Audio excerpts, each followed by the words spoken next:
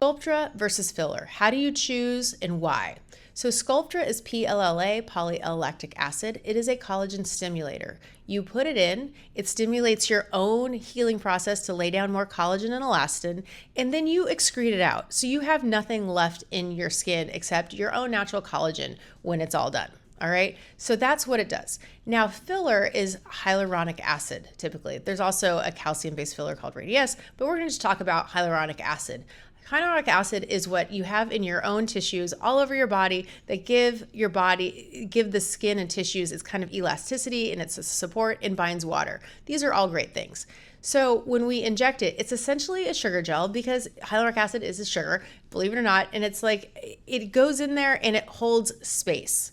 It's a revolumizer, but only in the spots that we put it.